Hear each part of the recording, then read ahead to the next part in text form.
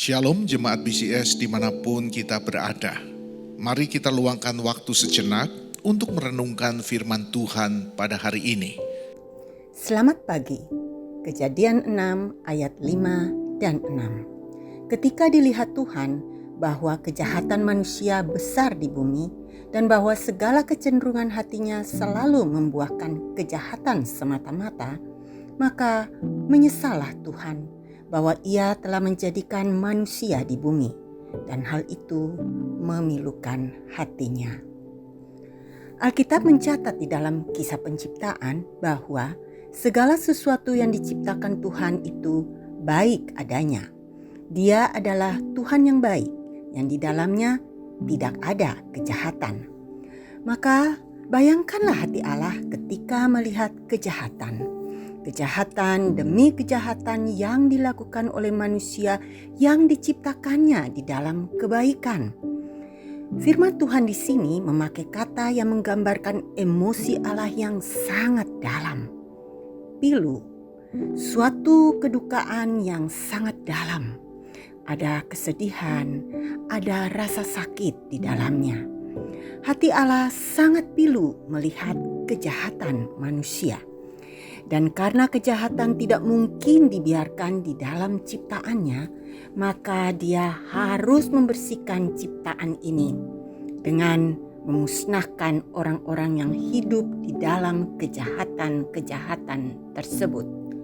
Maka itulah yang dilakukannya.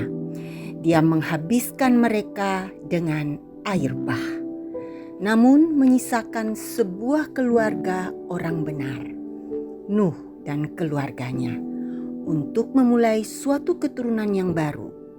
Namun, lagi-lagi keturunan yang baru, umat manusia hidup di dalam kejahatan yang makin memuncak.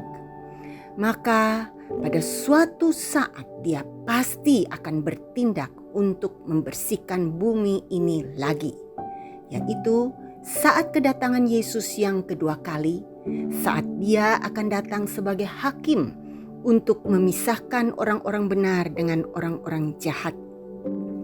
Orang-orang jahat akan dihukum di dalam kekekalan, orang-orang benar akan masuk di dalam sukacita kekal.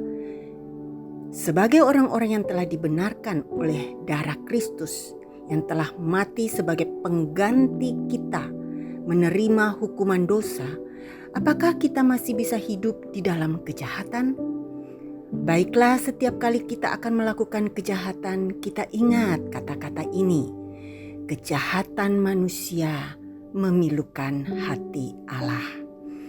Jika kita tidak ingin dibuat pilu oleh orang yang kita kasihi sampai kita mengorbankan diri kita demi Dia, baiklah kita hidup dengan berhati-hati supaya kita tidak memilukan hati Allah lagi dengan kejahatan yang kita lakukan. Periksalah hidup kita baik-baik.